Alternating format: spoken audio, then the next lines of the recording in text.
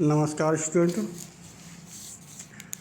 अपना पेपर है अधिगम के लिए आकलन। अधिगम के लिए आकलन, इसमें टॉपिक चल रहा था व्यक्तित्व का। व्यक्तित्व में अभी तक आप लोगों ने पढ़ा व्यक्तित्व का अर्थ, व्यक्तित्व की विशेषताएं, व्यक्तित्व को प्रभावित करने वाले कारक। फिर अंत में पढ़ा था आपने व्यक्तित्व का वर्गीकरण। वर्गीकरण होने के बाद नया पॉइंट डाला था आपका व्यक्तित्व मापन की विधियाँ। व्यक्तित्व मापन की विधियाँ इसे देखें, प्राचीन काल से ही अपने साथियों व परिजनों के व्यक्तित्व का मापन करने का प्रयास करता रहा।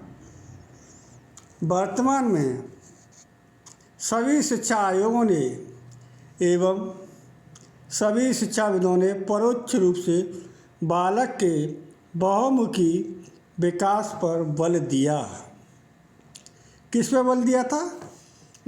जो वर्तमान समय चल रहा है ना, जितने भी आयोग बने, शिक्षा आयोग बने एवं सभी शिक्षाविदों ने बालक के बहुमुखी विकास पर बल दिया। अतः यह स्वाभाविक ही है कि शिक्षा के क्षेत्र में प्रत्येक गतिविधि उपयुक्त लक्ष्य को प्राप्त करने की ओर केंद्रित होती है। अतः मूल्यांकन के कार्य को सार्थक बनाने के लिए ऐसी विधियों का विकास किया गया जिनके माध्यम से छात्रों के व्यक्तित्व के विभिन्न उद्देश्यों या पक्षों के विषयों में सूचना प्राप्त हो सके।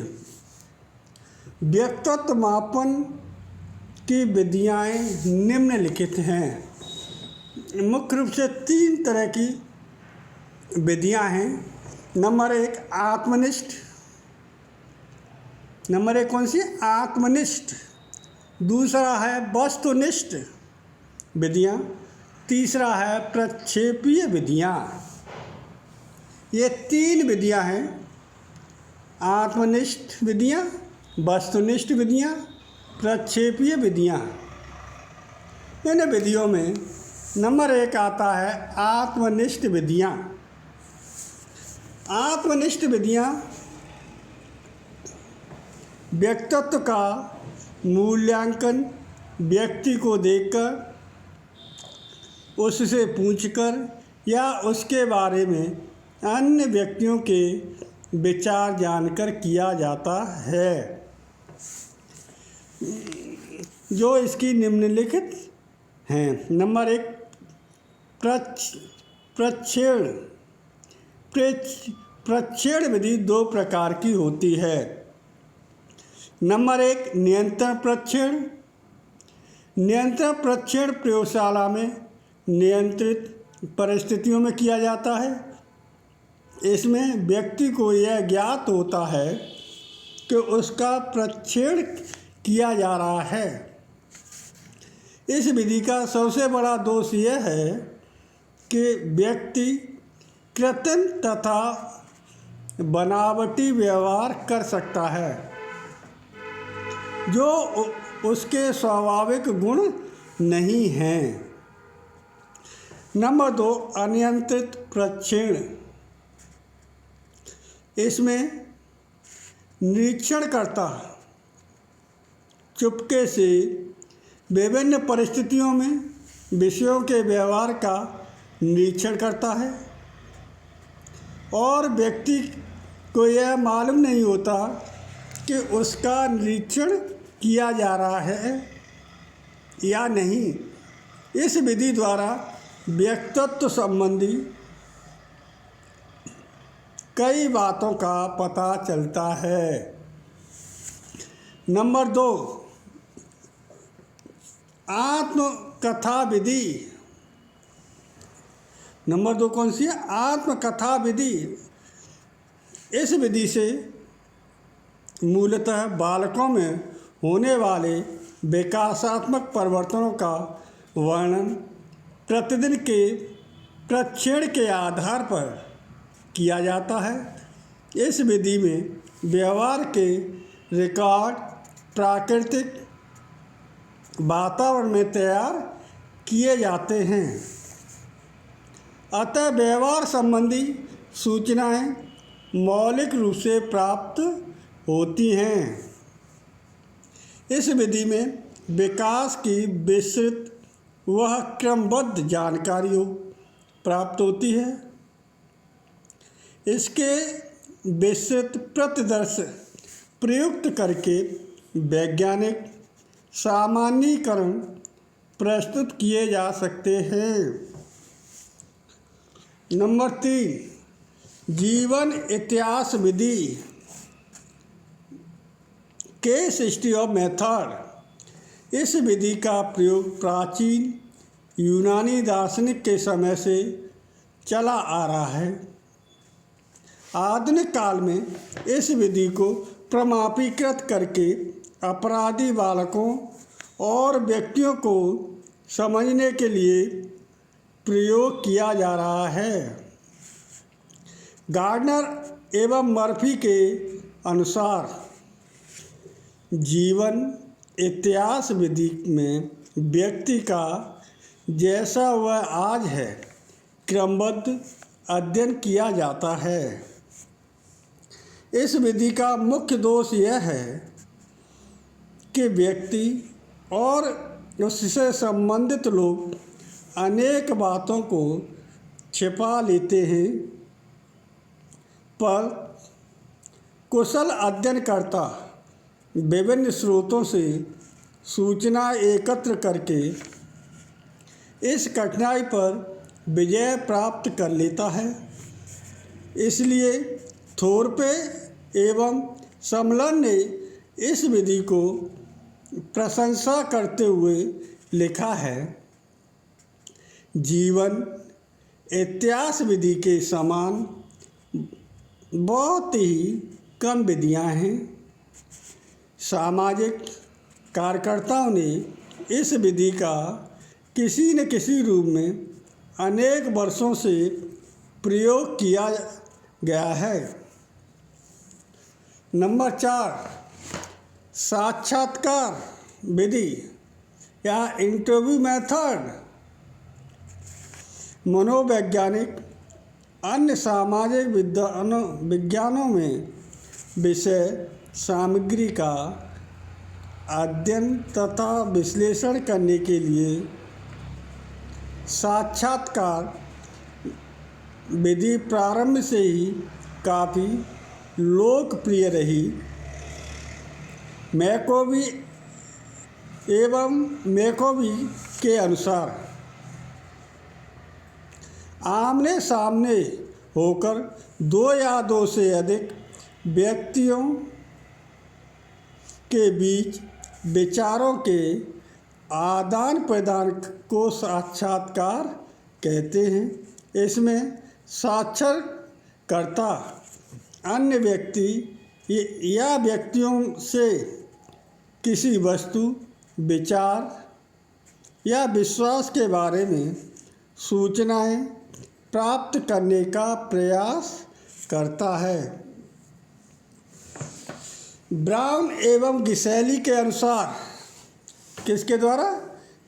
ब्राउन एवं गिसेली के अनुसार साक्षात्कार एक व्यापक संप्रत्यय है जिसमें अनेक प्रकार की प्रक्रियाएं प्रदत्त संग्रह हेतु साक्षात्कारकर्ता एवं उत्तरदाता के बीच पारस्परिक संपर्क के माध्यम से प्रयुक्त की जा सकती हैं। साक्षात्कार दो प्रकार के हो सकते हैं। नंबर 1, निर्देशित साक्षात्कार। यह एक प्रकार का अमुक्त प्रश्न समूह ही है।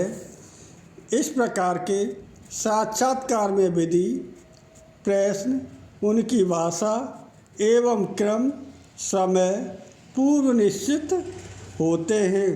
इस प्रकार के साक्षात्कार से कई व्यक्तियों का तुलनात्मक अध्ययन किया जा सकता है। नंबर 2, अनुदेशित साक्षात्कार या अनिर्देशित साक्षात्कार एक ही बात है। यह एक प्रकार का मुक्तोत्तर प्रश्न समूह है। इसे केंद्रित साक्षात्कार भी कहते हैं। इसमें प्रश्न पूर्व निर्धारित होते हैं, परंतु अध्ययनकर्ता उनकी संख्या घटा बढ़ा सकता है। इसको निदानात्मक साक्षात्कार भी कहते हैं। इसका उपयोग मनोवैज्ञानिक अधिकतर प्रेरणा अभिवृत्ति आदि के लिए करते हैं। अब तो इस प्रविधि का प्रयोग समाचार संपादकों के द्वारा बहुत यातायात किया जाने लगा है। देखो, अन्य देश से साक्षात्कार कितने भागों में बांट गया है या किन किन के नामों से पुकार सकते हैं। नंबर 1 केंद्रित, नंबर 2 निदानात्मक, इन नामों से भी इसे पुकारा जाता है। अब नेक्स्ट आता है वस्तुनिष्ठ विधियाँ। वस्तुनिष्ठ विधियाँ बाहरी व्यवहार का अध्ययन करने में वस्तुनिष्ठ विधियों का प्रयोग किया जाता है। वस्तुनिष्ठ विधियों को वैज्ञानिक विधि भी कहा जाता है। नंबर 1 निर्धारण मापनी।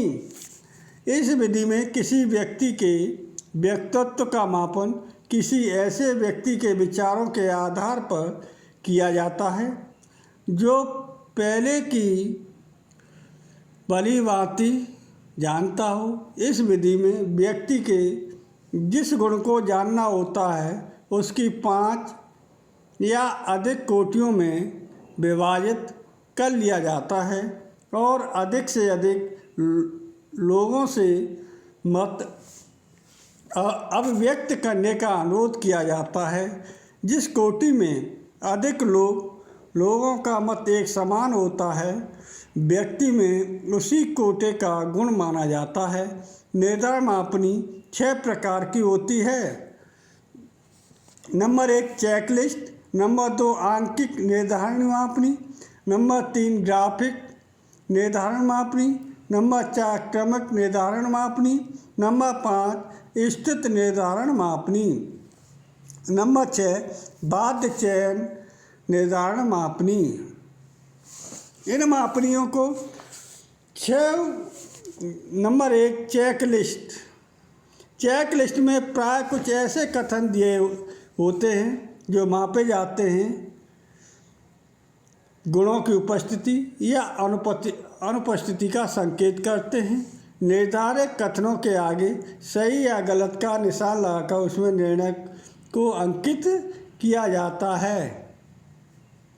नंबर 2 आंकिक निर्धारण मापनी। इस मापनी के द्वारा व्यक्तित्व को विशेषताओं की जानकारी प्राप्त होती है।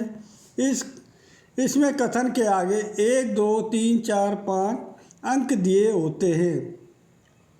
सदैव सही होने पर 5,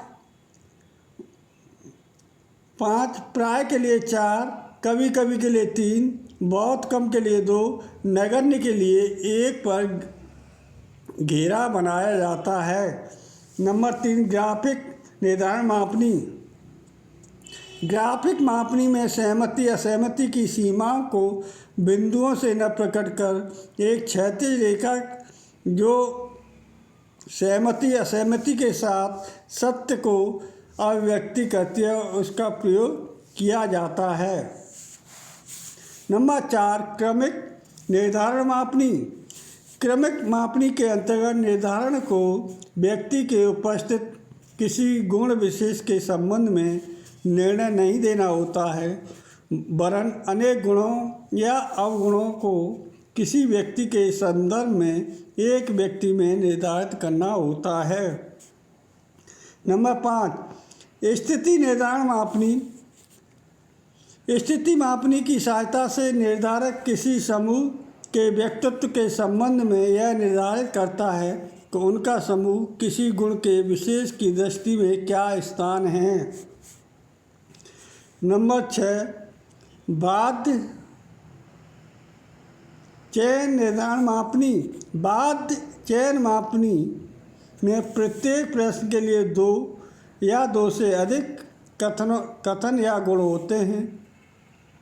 निर्धारक से पूछा जाता है इन कथनों या गुणों में कौन सा कथन या गुण किसी व्यक्ति के संदर्भ में अधिक उपयुक्त है। आज के लिए इतना ही बच्चों, कल इसे रिवाज करें और बाकी का कल तीसरा पॉइंट है प्रक्षेपीय विधियाँ, इसे कल पढ़ाएं।